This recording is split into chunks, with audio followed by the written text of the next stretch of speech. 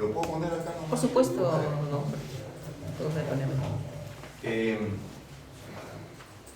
Yo quería tener algo escrito para hoy, pero no me ha sido posible.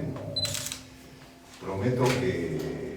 Y hay varias razones, no solamente falta de tiempo, sino fundamentalmente que quiero tratar un tema que creo que es difícil si es que no hacemos un ejercicio de lo que ahora no estamos haciendo, ¿no? Ustedes y yo tenemos una cosa en común: somos urbanos. Entonces el tema lo vamos a poder hablar así entre urbanos, ¿no? Pero el tema mismo, como ustedes han visto, presentado, no es así de fácil. Y eso de que no sea fácil, yo creo que es definitivamente a propósito. O sea, eso no depende de nosotros. Y el problema que tenemos, siento yo, es que ustedes más que yo pertenecen a una cultura que es la cultura de la Internet y de lo que llamamos, ¿no?, lo que en sus momentos iniciales me interesaba mucho en esos temas, es la cultura del hipertexto. ¿Conocen, no?, la noción de hipertexto? ¿Ah? Eso que nos permite hacer el Google o muchas de las cosas, ¿no? Ustedes entran por una palabra. Wikipedia. ¿Ah? Buscar la información en Wikipedia. Exactamente, ¿no? Wikipedia te hace exactamente lo mismo. Te hace conexiones. O sea, puedes caminar por todo un árbol, supuestamente árbol del conocimiento. Información, pero no sé. ¿Y qué vas? ¿Cierto? Entonces, ¿cuál es el peligro que digo yo? Que si uno se acostumbra a eso, ¿no es cierto?, entonces se mueve en el mundo de la información, pero la comprensión no viene con la información. La comprensión significa un esfuerzo por entender las cosas y lo que la información está diciendo. No sé si está eso claro, ¿no? Hay una poesía, la parte de una poesía de Eliot, que se llama La Roca, ¿no?, y que le gusta mucho a Grimaldo, que dice, ¿dónde se perdió el conocimiento? ¿No? ¿Dónde se perdió por la información, ¿no es cierto? ¿Y dónde se perdió la sabiduría? ¿No?, en la búsqueda del conocimiento. Y efectivamente estos no son pues pasos así, ¿no es cierto? Así como así quien dice leer, documentarse y ya, ¿no? Hay necesariamente el esfuerzo de comprensión. ¿Y qué quiere decir comprensión? Hacer suyo eso que estamos conociendo. O sea, hacer que el conocimiento se convierta en parte, que lo hagamos carne, que lo encarnemos, ese conocimiento. Todo no se puede lograr así, pero ese es el esfuerzo que ahora en la escuela no nos están pidiendo y es lo que necesitamos para entender este tema del buen vivir, digo yo. Entonces, cuando estamos hablando de buen vivir, también resulta de eso, ¿no? Decimos, el buen vivir está en el campo, pues, ¿no? Entonces, o en la playa, como dice mi compañera, ¿no? ¿Por qué? Y en la ciudad no. En la ciudad no. Y ahí me parece que hay un error que es grave, que es no entender qué cosa es lo que el urbano tiene respecto al buen vivir, ¿no es cierto?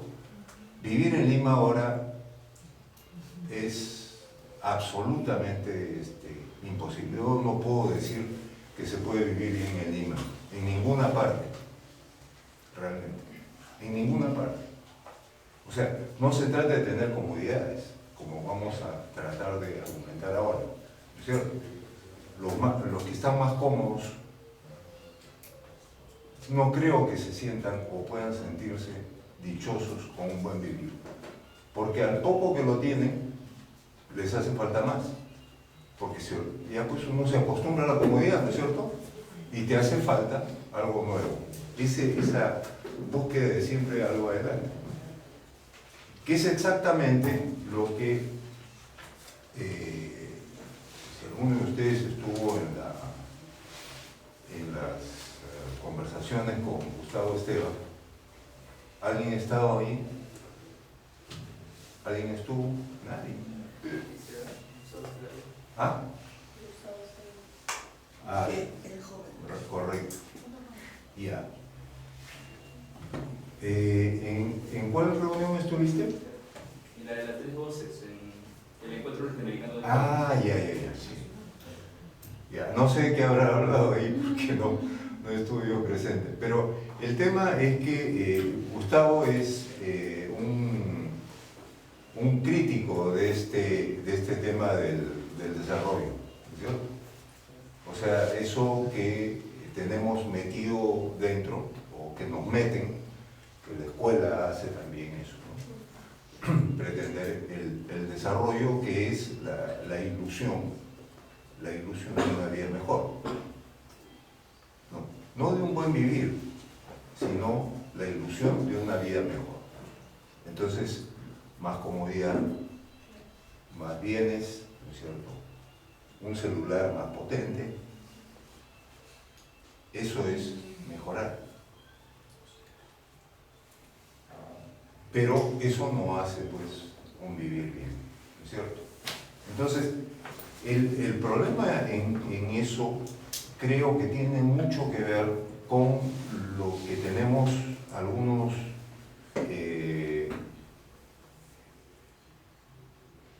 con lo que no tienen, digamos, o con lo que no tenemos los que empezamos el desarrollo, o sea, la visión del desarrollo relativamente tarde, ¿no? No sucede con pueblos, fundamentalmente los europeos o algunos asiáticos, ¿no?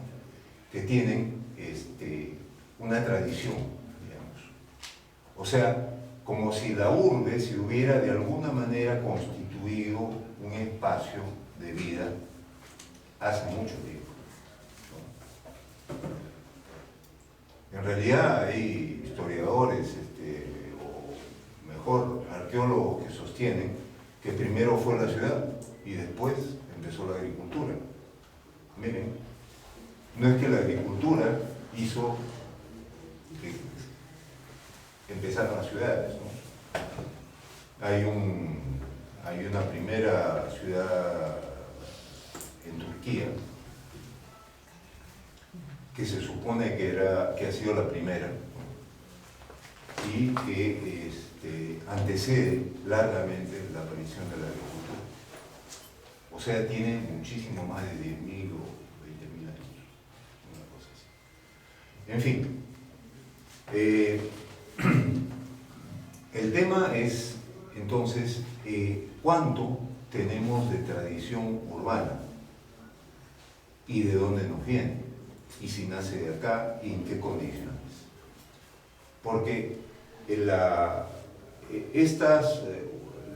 primeras ciudades europeas y esas que se admiran tanto en el mundo, ¿no? Empezaron en determinadas condiciones, ¿no? De gobierno, digamos. La Roma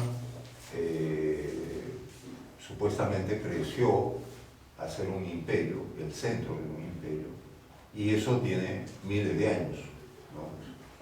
Y fue a su vez el inicio de una proyección más allá de una comunidad urbana pequeña,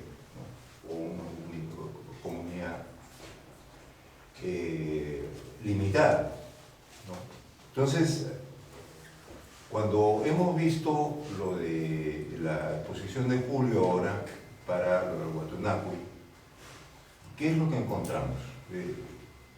Respóndanme esta pregunta. ¿Qué es lo que encontramos respecto a un factor que está ahí presente todo el rato?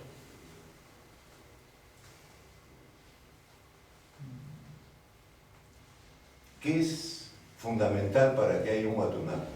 Organización, o sea, centrarse todos en un lugar de diferentes partes y tratar de armar algo. Y hay una cosa previa, Mm, ¿o no? Reciprocidad, no. Que está en la base de algo que estamos llamando comunidad, ¿no es cierto? O sea, sin comunidad no hay Guatemala, ¿está bien? Sin población, sin gente. Sí, pero no cualquier población. No es una ciudad llena de individuos que se olvida que viven en realidad en comunidad, ¿no? Estamos constantemente en este proceso de modernización, o de modernidad, como le llaman, a crear o darle valor a la vivencia como un individuo, olvidando que estamos juntos, ¿no? Somos comunidad. Lima, así como lo vemos completa, podemos verla como una comunidad, como una gran familia, ¿no? Donde los miembros no se reconocen como parte de una familia.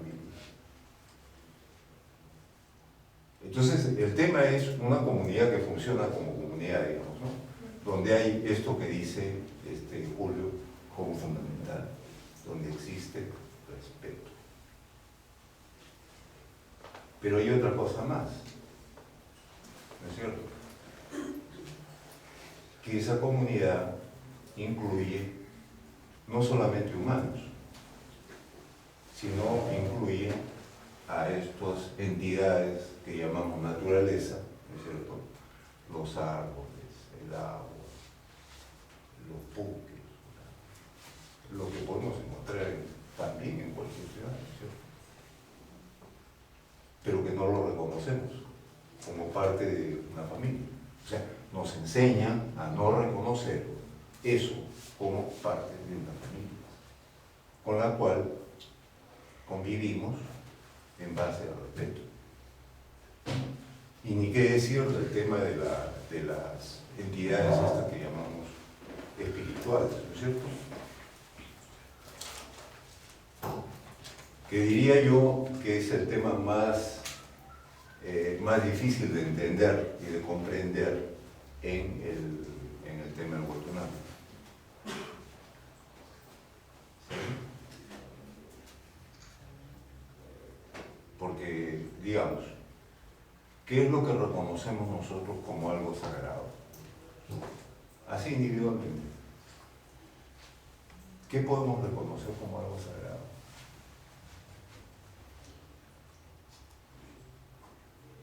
Algo que valoramos mucho, ¿no? Por ejemplo,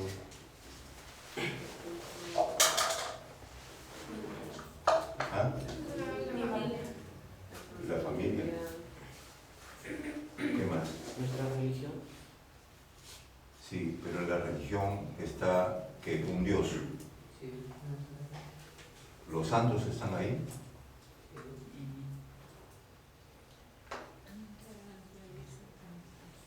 Pero esa relación, ¿cómo la calificarían ustedes? Así personalmente, digo.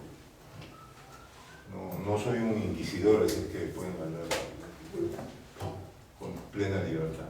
Porque cada quien tiene su forma, digamos, su religión, ¿no es cierto? Al final de cuentas, ¿no? Todos valoramos o consideramos sagradas determinadas relaciones y con quienes nos estamos relacionando, ¿no? Y pueden ser muy diferentes. Una puede considerar que esas son sacrílegas, ¿no es cierto? Pasa eso. ¿Podría definirse en todo caso la sobrevaloración a algo o a alguien de manera muy subjetiva, creo? sobrevaloración Sobrevaloración. o valoración. No, sobrevaloración. Sobrevaloración. Para denominar sagrado, ¿no? Pero al decir sobrevaloración no estamos diciendo que eso sería una cosa errada, más bien quedarnos con la valoración. ¿Estamos ahí o...? Sí. Ya.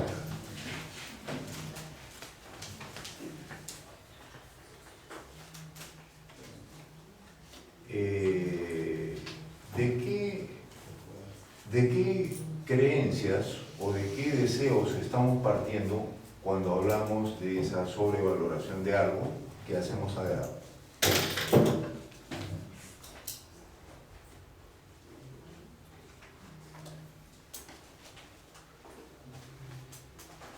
Estamos partiendo de alguna religión nuestra, ¿no es cierto?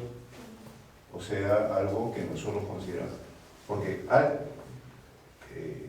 ver si estoy equivocado, yo estoy partiendo de que todos consideramos algo sagrado. O sea, aquí no hay, digamos, no habemos ateos. Ya, estoy partiendo de eso, ¿no?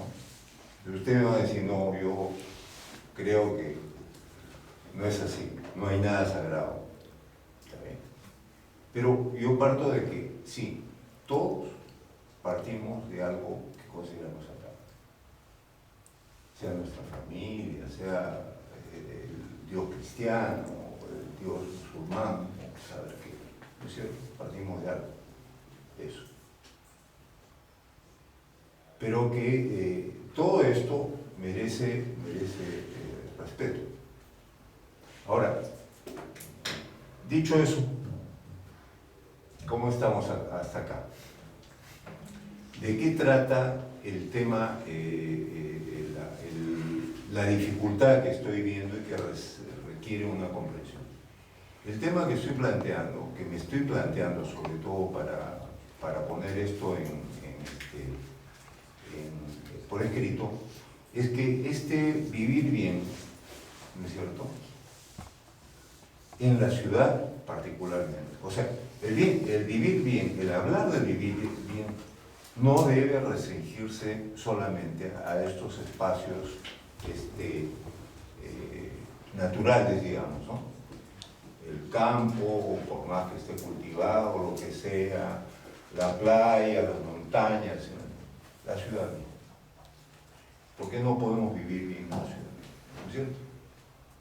Entonces, esa es la exploración que tendríamos que hacer para pensar en vivir bien en la ciudad. Ahora, con Gustavo, lamentablemente, no sé, están disponibles los videos, ¿no? Sí, están en YouTube. Están colgados de en Pratec, YouTube, entonces Facebook de Pratec también. valdría la pena que lo miren para profundizar en el tema de por qué estoy sosteniendo que es esta visión, esta ilusión del desarrollo socioeconómico que se habla, es lo que está en el fondo de por qué no hay buen vivir en la ciudad. Ya. Eso. Ni te han escuchado. ¿No? ¿Por qué no hay buen vivir en la ciudad? Es esta ilusión de organizarse, ¿no?, como Estados-naciones, que eso somos, estamos todos los países y por pertenecer a un país en el sistema de las Naciones Unidas, ¿no?, organizado como lo que sea, pero repúblicas o monarquías o lo que se quiera, pero estamos todos ahí, con la creación o la ficción de la existencia de un Estado nacional, ¿no es cierto?, que tiene determinadas características. Tiene un Estado, un gobierno, ¿no?, que está encargado, supuestamente, de dirigir o de administrar o de fomentar el desarrollo social y económico. Hasta ahí. Ese es el punto. El problema que tenemos es que cómo juega eso o cómo se relaciona con la vivencia en comunidad.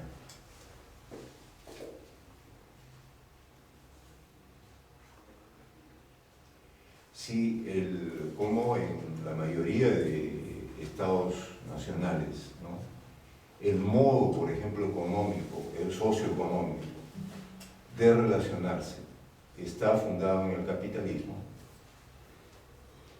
¿no?, que promueve la iniciativa individual, y el estado o la situación social de la persona es la de un individuo. No hay sitio para la comunidad. La comunidad es accesorio. O sea, mejor dicho, en realidad, en ese sistema, cualquier intento de comunidad es un estorbo. Y algo que estorba hay que eliminar. Y sin embargo, nosotros estamos diciendo acá que buen vivir finalmente no está asociado necesariamente con vivir en el campo, o vivir en las montañas, o vivir solos en una parte, ¿no es cierto? Está asociado con vivir en comunidad. Bien. Pero, o sea, en la ciudad también podría ser buen vivir, ya que, como nos pusieron antes, son cosas que se tienen que hacer en comunidad. Solo que en los campos resulta más fácil porque hay pocas personas y una buena organización, mientras que en la ciudad puede ser un poco más difícil porque ya hay otra organización más dependentista de las cosas que traen y de todo este sistema, ¿no? Parte también, Perdón. parte también de hacer la reflexión y preguntarse, y tratar de darse la respuesta quizá a cómo recobrar la confianza entre las personas de una determinada urbe para considerar al menos vivir en comunidad. Porque si eso no se rompe, o sea, finalmente podemos soñar con vivir en comunidad, pero no se va a dar debido a que cada individuo es un universo diferente. Por lo tanto, ese individuo tiene más miedos que otro, más confianza que otro. Entonces, partiendo de comprender también al otro en ese sentido, en el marco del respeto, no de la tolerancia, finalmente es otro rollo. No, la tolerancia no. Está de acuerdo. Sí, creo que estamos avanzando en el sentido que no esperaba realmente, pero que saludo, porque ayuda muchísimo, ¿no es cierto? Entonces, si esto es así, la pregunta que habría que plantearse es ¿cómo logramos eso que se ha dicho? ¿Cómo recuperar comunidad en las condiciones actuales?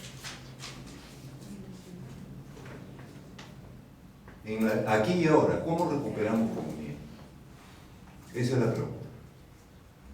Y antes que nos pongamos a jalar de los pelos, ¿no es cierto?, quería plantearles que tenemos bastante material sobre el asunto, no tanto como debiera, pero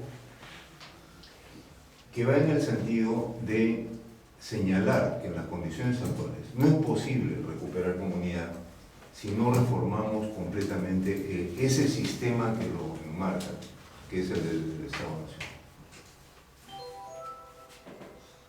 ¿Por qué? Porque el Estado-Nación está orientado de una determinada forma y promueve valores, y promueve actitudes, y promueve aparatos, herramientas que son justamente anticomunitarias, ¿no?, que nos individualizan, ¿cierto?, y que impide en realidad el ejercicio de la vivencia comunitaria.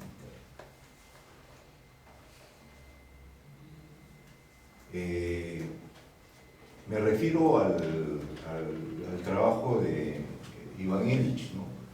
Esteban es, pues, discípulo predilecto de Iván Illich y nos estaba conversando de eso, y en realidad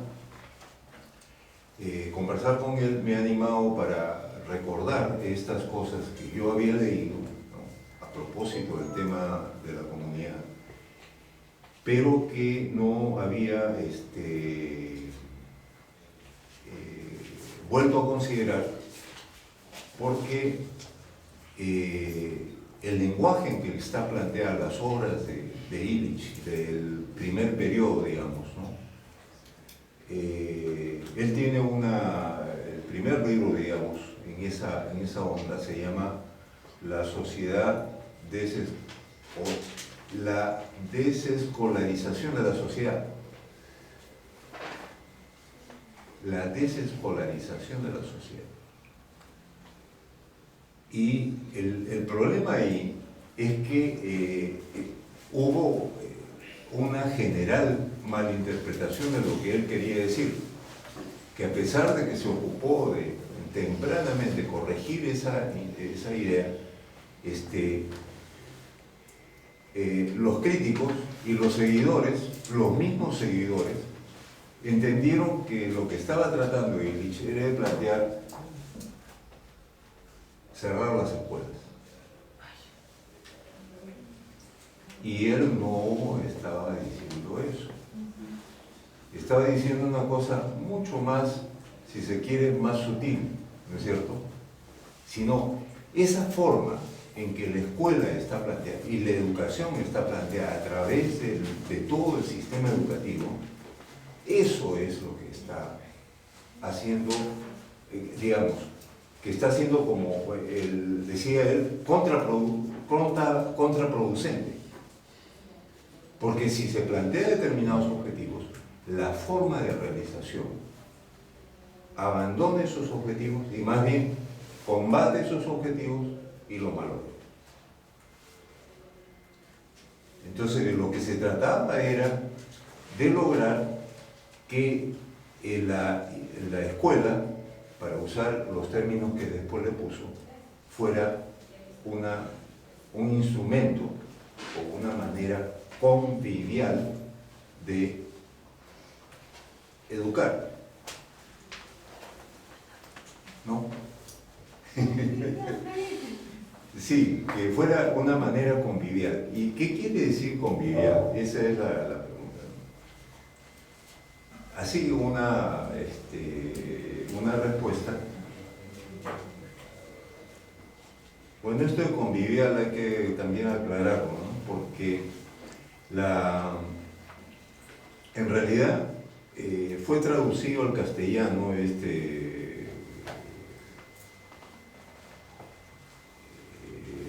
libro, el título del libro fue traducido como La convivialidad. Y él lo escribió en inglés. Y en inglés era más bien herramientas para la convivialidad, más o menos traducido así literalmente.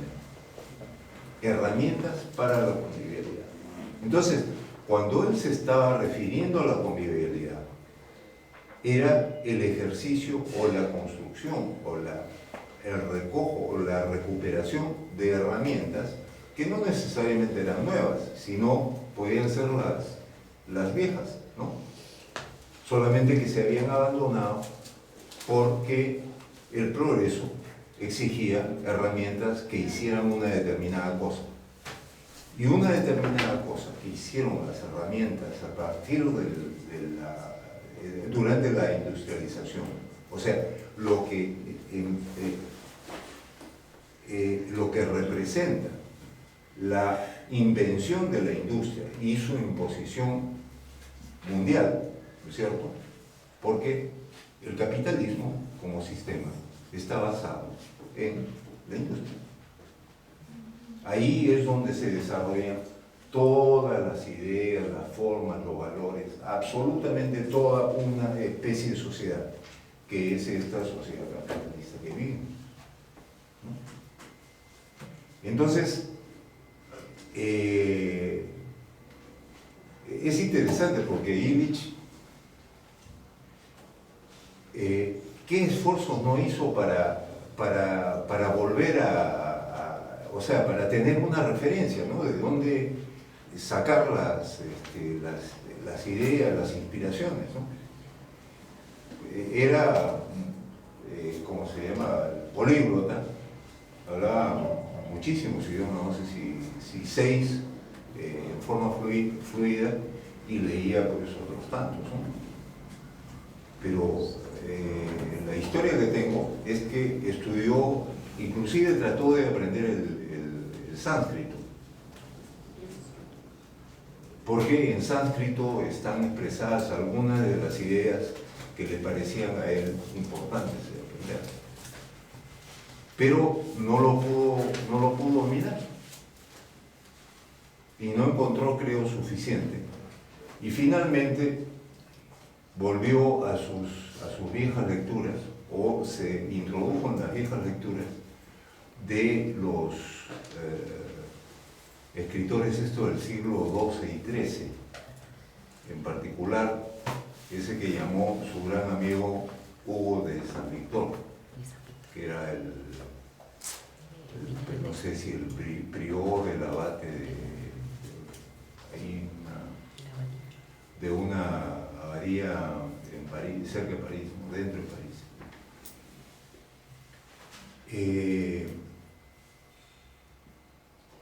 A ese lo llamaba su amigo, o sea que parece que conversaban también, ¿no? Y más allá de los libros, ¿no? San Victor es sumamente interesante personaje, sobre todo en la presentación que él hace de él en un libro que se llama En el viñedo del texto, que es para ver el tema de la oralidad y el tema del alfabetismo, es extraordinario. Pero me estoy perdiendo. Lo que quería decir es el tema del lenguaje, ¿no? Hay una manera de hablar, y este es el tema que creo que es importante que tomemos conciencia, que comprendamos desde ahora para las comunicaciones que tenemos que hacer, porque esa es la tarea de ustedes, ¿no? Que yo entiendo, ¿no? Para hablar bien sobre el buen vivir, ¿cierto? Entonces, el tema con él fue justamente el escribir lo que llamó panfletos, ¿no? O sea, estos folletos que preparamos nosotros en un lenguaje un poco combativo y, ¿no? Crítico, etcétera, que se pueden malinterpretar muy fácilmente, porque la comprensión, y no depende de quién hace el panfleto, sino cómo se da a entender el panfleto. Estamos en una cultura, en general, que cuando uno dice una cosa, es lo opuesto de la otra cosa que no se ha dicho. No es una adición que uno hace, como decir, yo pienso tal cosa, tú podrás pensar y respeto todo y te voy a escuchar cuando tú me digas, ¿ya? Tu idea. Pero tú no lo entiendes así, porque como es diferente lo que te estoy diciendo, tú piensas que estoy criticando y estoy tratando de calificar lo que tú piensas. Entonces, la primera corrección que tengo que hacer es exactamente esa, ¿no? Que lo llevo justamente a entender la desescolarización de la sociedad como la supresión de las escuelas, ¿no es cierto? La supresión de las escuelas no estaba en la intención de ellos, pero así como lo expresó la gente, incluyendo a sus seguidores, sus posteriores seguidores, pensaron que él estaba postulando la supresión de las escuelas. la escuela como herramienta. Él efectivamente decía, la escuela no es una herramienta convivial. O sea, que esté operando en forma convivial. ¿Qué quiere decir convivial? Dice, convivial es la sociedad en la que el hombre controla la herramienta. No hay manera, ahora no es cierto, y eso lo están encontrando sucesivamente los ministros y los gobiernos en todos los países del mundo. El sistema educativo no es convivial porque no hay manera de controlarlo. ¿De acuerdo? ¿O creen que sí? Sí, claro, o sea, yo creo que es difícil en las escuelas porque también existe eso del bullying con los propios alumnos. ¿Cómo? O sea, el bullying que hay en las escuelas. Bueno, esa es una de las consecuencias, una de las consecuencias, ¿cómo se dice? Inesperadas, ¿no? El bullying.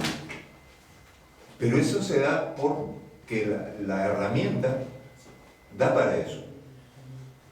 La herramienta, en realidad, la herramienta escuela pide eso.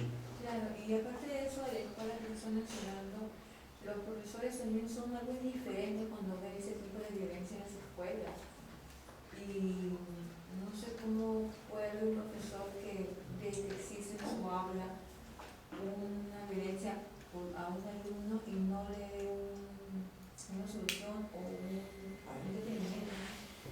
Y yo creo que hay profesores suficientemente creativos y humanos como para modificar eso y no utilizar esa herramienta que depende, más bien es lo que el sistema pide, y que es la competencia, ¿no es cierto?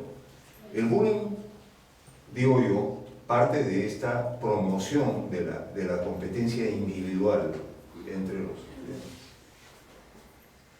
Que se formen después grupos que hacen bullying a uno de los estudiantes, es parte de todo esto que permite el sistema. ¿Es un reflejo de que se da una mala educación o en qué? O sea, No, en eso, no, lo que estoy tratando de destacar es que no depende, ¿no es cierto? No es que uno sea convivial, que el profesor sea convivial. Es el sistema, es decir, la herramienta educativa, el sistema educativo, el que no es convivial. Yo puedo crear islas de convivialidad dentro de ese sistema, pero el sistema no me facilita eso. Tengo que hacer una acción heroica, ¿no es cierto? Completamente una excepción de la regla. Hay que tener mucho coraje el profesor para que tome una actitud contra el bullying y realmente lo resuelva. Pero va a tener que seguir con esas acciones heroicas y encontrar otros compañeros para poder llevar la cosa adelante, ¿no? El sistema es, o sea, la herramienta no es convivial. Eso es lo que quería decir ¿no? Nosotros no dejamos por ese hecho de ser conviviales. Es la herramienta que estamos usando la que no es convivial. Entonces, el tema para nosotros, en lo que sigue, es reconocer que el buen vivir es un resultado de la convivialidad. Y la convivialidad, no nuestra, sino de las herramientas que usamos. ¿De acuerdo? Ese es un paso importante de ver. Entonces, ¿qué podemos hacer? Perdón, me perdí. Sí. ¿Cómo se define convivialidad convivial? Convivial, dice, convivial es a nivel de la sociedad, es la sociedad en que el hombre controla la herramienta. La herramienta. Controla la herramienta. O sea, la herramienta no se le va de las manos. No.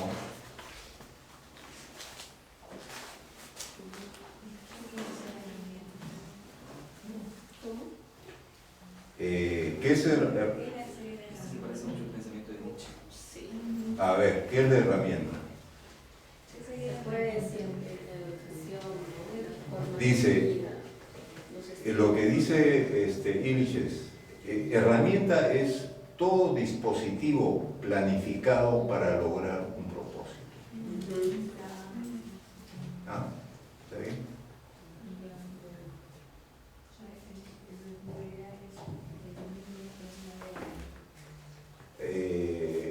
Digamos, yo puedo usar una piedra para romper otra, digamos, ¿no es cierto?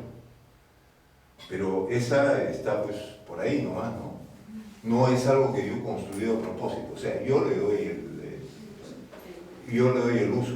En ese sentido, la piedra no es una herramienta como le está planteando. Definición. Claro, la piedra puede resultar convivial o no, que ya esa es Depende del uso. no está hecha no está hecha con un propósito. Las herramientas están hechas con propósito.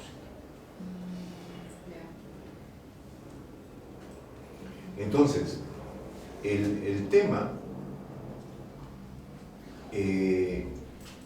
es que, aparte de,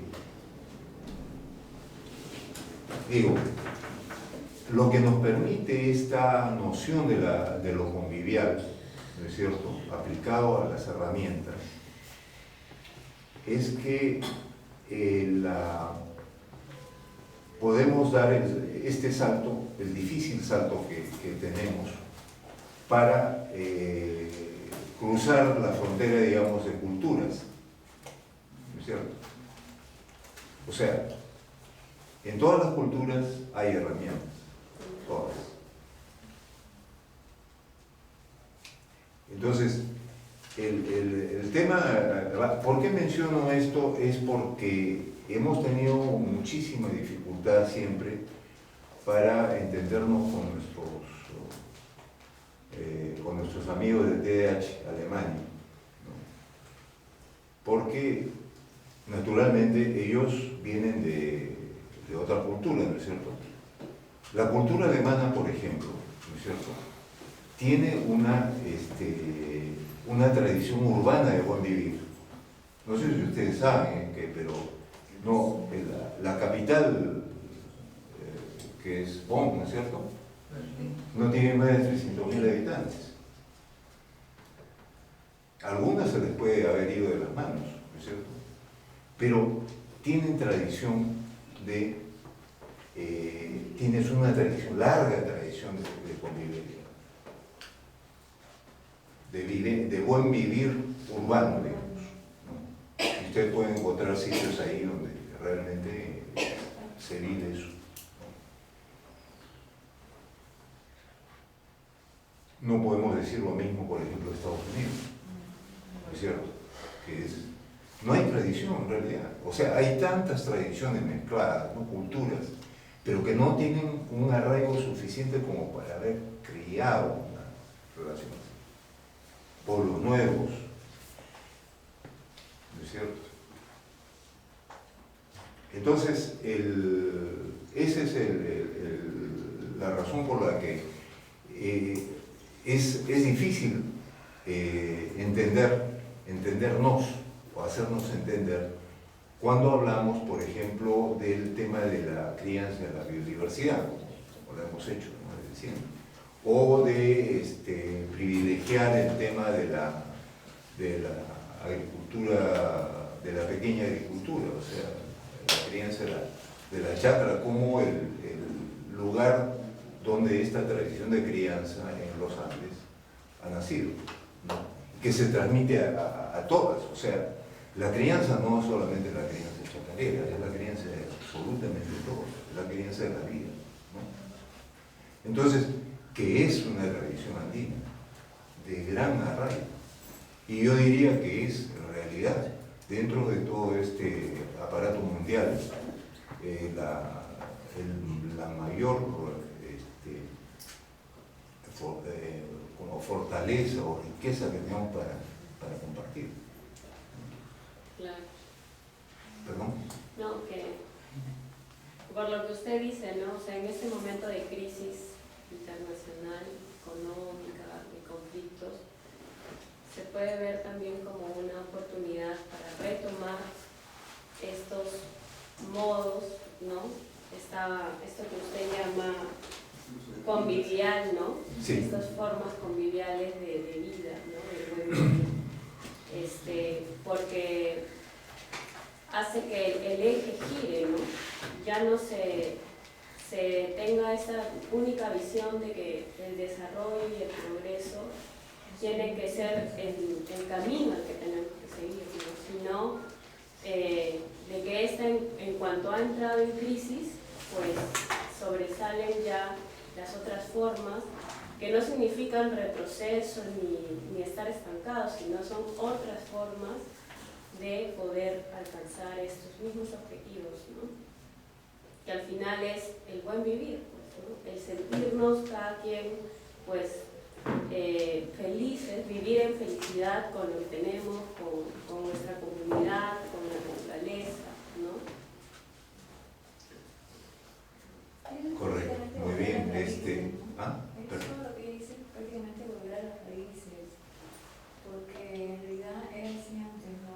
Retomar las raíces, exactamente. Retornar a las Que el raíces. beneficio sea para todos, no era tan individual como es ahora, ¿no?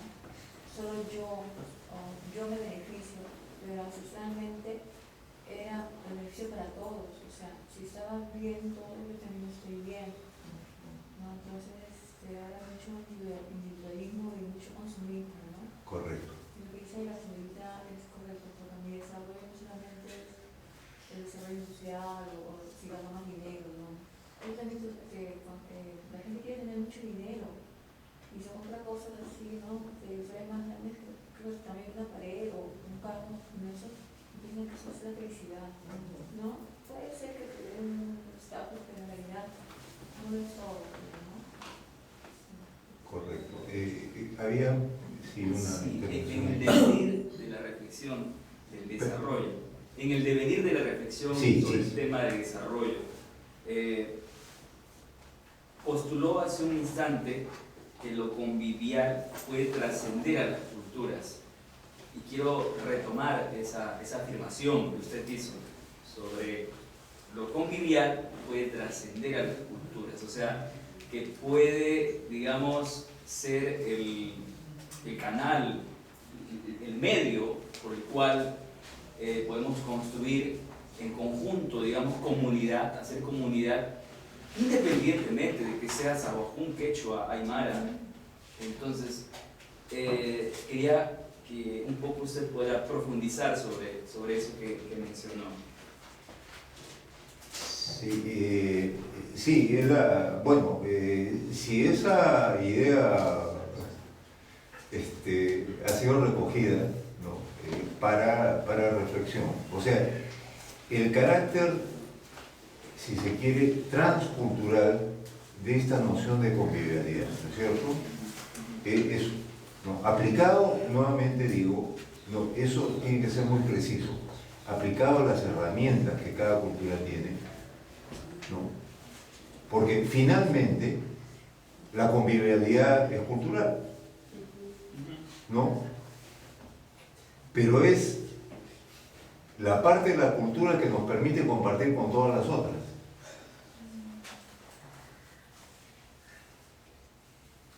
Y a lo mejor, no sé si es algo que se puede también, digamos, imitar o regenerar en lo nuevo que podemos incorporar en nosotros, ¿no?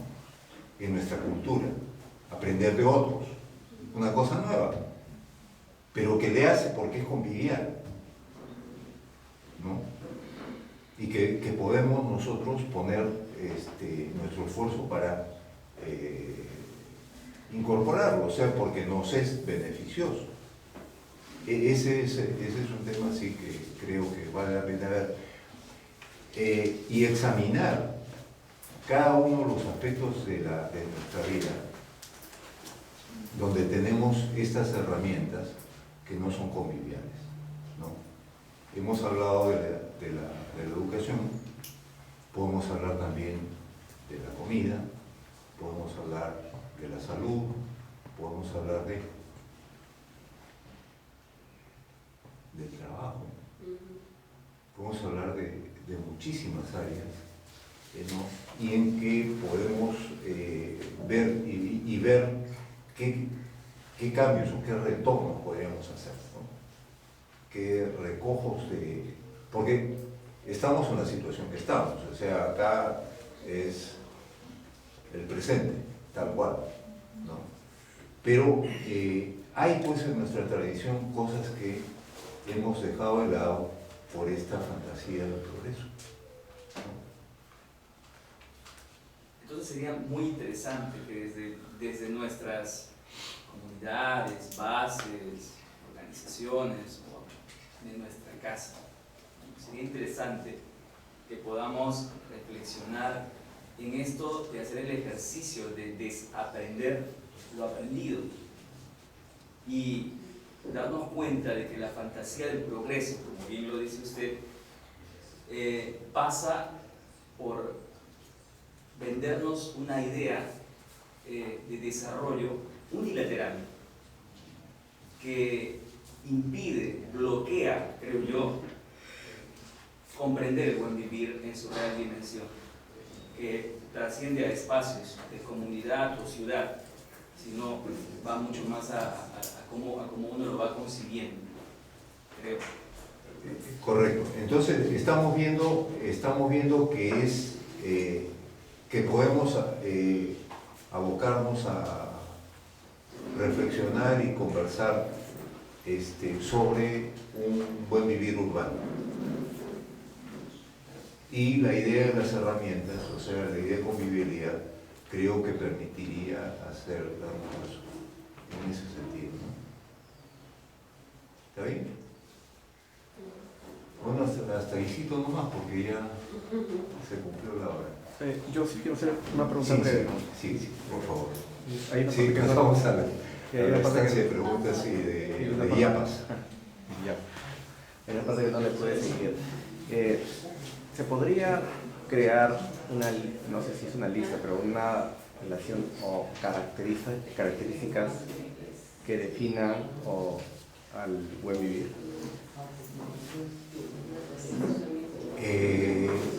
Acá estoy intentando seguir a Illich y decir, el buen vivir es convivialidad. El buen vivir es el resultado de la utilización de herramientas que son conviviales. ¿De acuerdo? Eso implica abandonar las no conviviales y recuperar las conviviales. Que no es un retorno al pasado, ¿eh? Para nada. Porque muchas de esas van a tener que crearse desde aquí, digamos, de lo que tenemos, con los recursos y el entendimiento y caray, hay una creatividad bárbara en ustedes, en todos. Entonces eso es lo que tiene que ponerse en juego, porque el sistema es lo que está pidiendo, es justamente, por ejemplo, una lectura sin convención, como decíamos, y un sometimiento a mandatos nuevamente, ¿no? Esta vez ya por imposibilidades que uno se dice, ¿no? Oye, pero no, pues, pero si ahora, si te enfermas, tienes que ir al hospital, ¿no? ¿Tienes que ir al hospital? ¿Así ha sido siempre? ¿Cómo era? Y al final de cuentas, decir, caray, a lo mejor que seguir un tratamiento es mejor prepararse para morir bien, que es un arte también que hay que aprender. Cómo morir bien. La vida no es para siempre, sabemos.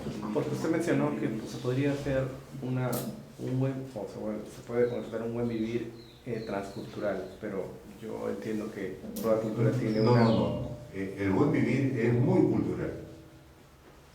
Claro, pero mencionó que Hace un momento mencionó que ¿Qué hay hace que eso pueda ser regenerado por otras culturas?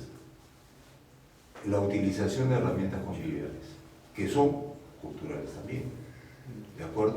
O sea, es el concepto de convivialidad que es transcultural. ¿Sí? Pero sería, yo ahí encuentro la dificultad porque toda cultura tiene una cosmovisión diferente. Entonces... Claro, pero esa cosmovisión está compuesta de muchísimos conceptos, digamos, ¿no? Muchísimos conceptos. Pongamos en el centro, que nos comunica a todas estas culturas, esta noción de convivencia.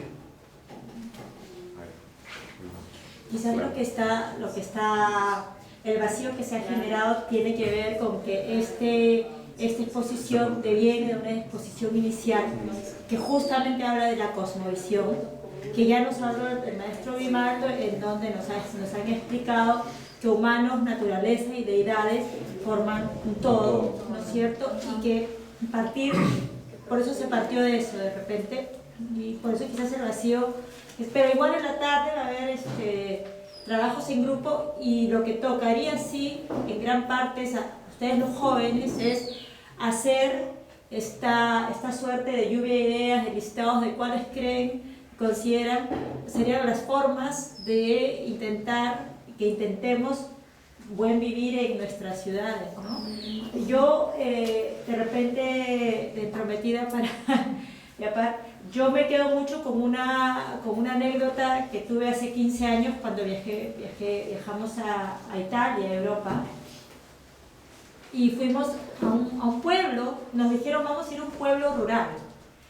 Y fue un choque para mí porque en mi cabeza el pueblo rural era lo que mis profesores además me habían enseñado y lo que yo había visto, ¿no? Porque tú creces, el profesor diciéndote siempre estudia para que seas profesional, seas alguien en la vida y no seas un ignorante atrasado como tus abuelos y te quedes en un pueblo atrasado. Entonces ese es el concepto que te han dado. Y de repente llegabas a este pueblo que tenía para empezar electricidad, que tenía caminos, que tenía recolección de basura, reciclaje, o sea, tenía todo y seguía siendo rural. Y claro, eso es Europa, ¿no es cierto? Porque en Europa sí cabe esta idea de ciudades, buen vivir en las ciudades, y tiene que ver básicamente con el tema del tamaño de los territorios y la densidad poblacional. Porque allá no se promueve el centralismo, sino más bien funciona todo un sistema porque está súper descentralizado y todo funciona. El problema es que como estamos aplicando el progreso, nosotros es un progreso, por ejemplo, que promueve la centralización y es súper selectivo. Por ejemplo, sí, ahora dicen que se hacen hospitales y universidades en las zonas más, entre comillas, periféricas, pero ya se hace con una visión también ya selectiva. Por ejemplo, el hospital de Villa El Salvador, cuando he ido hace poco, no tiene especialidad de cardiología, no tiene especialidad de traumatología, entonces al final solamente tiene materno-infantil, tal, y tienes que volver al centro de la ciudad. La Universidad de Villa El Salvador es una universidad técnica que solamente tiene 5 carreras y no contempla humanidades. Entonces tú dices, claro, porque a los chicos de Villa El Salvador no se les promueve el pensamiento crítico.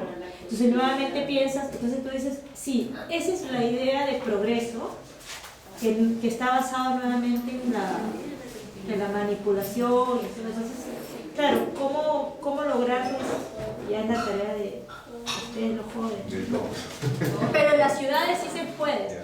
De repente, como dicen, tomar sí, terminamos siendo islas, pero tomar experiencias más pequeñas, ¿no? No toda la ciudad va a cambiar, pero de experiencias muy pequeñitas. Y una de las cosas que los chicos ya en Tarapoto y en otros lugares, en otros talleres reflexionaban, el vivir bien tiene que ver con reeducarnos, porque nos han enseñado de una manera. Y te enseñan a que si eres moderno porque se te rompieron las zapatillas tienes que comprarte otra, se te rompió la ropa y tienes que comprar otra, eres moderno y la idea es no, o sea, puedes vivir en la modernidad pero llevando tus zapatillas al zapatero, curándote con hierbitas, comiendo menos arroz y más otras cosas, o sea, creo que pasa por ahí, pero eso es tratar de enfrentar también el estigma, porque yo en Arena y Esteras, chicos cuyos padres y abuelos son puneños y dicen, yo no como quinoa, y te lo dicen así, entonces tú dices, claro, En sí, el sentido despectivo, ¿no? claro, yo no como quinoa, no, y quieren comer filete de pollo, entonces claro, es como romper con ese estigma, porque el chico se quiere sentir incluido y entonces, un poco desde lo cotidiano, supongo, ¿no? No, sí, sí, sí. Tiene que ser Porque si totalmente no, cotidiano. desde lo cotidiano, ¿no? Si no es... ¿Alguna otra llama más? Hay un montón de preguntas, pero el tiempo no alcanza. Bueno, pongamos las preguntas todas pues en la conversación, ¿no? Sí, tallercito. Bueno, ¿y qué le dice eso respecto al Watunacuy? No van a hacer lo que nuestro amigo Zenón Gómez llama seminario viajero. ¿Cómo hacemos que no sea turismo? Que sea algo más de Lo cual no quiere decir que no la pasen bien, ¿ah? Porque es parte del buen vivir. Pero, ¿cómo hacemos que no sea turismo recreativo? Esa es otra pregunta que los invito a conversar. Muchas gracias.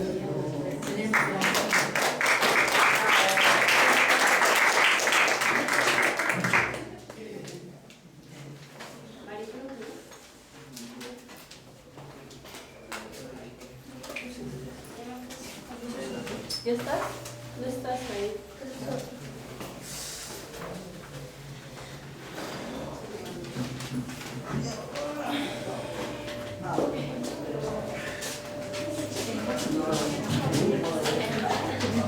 ¿Qué viene? El almuerzo, creo. Gracias, compadrito, muy amable.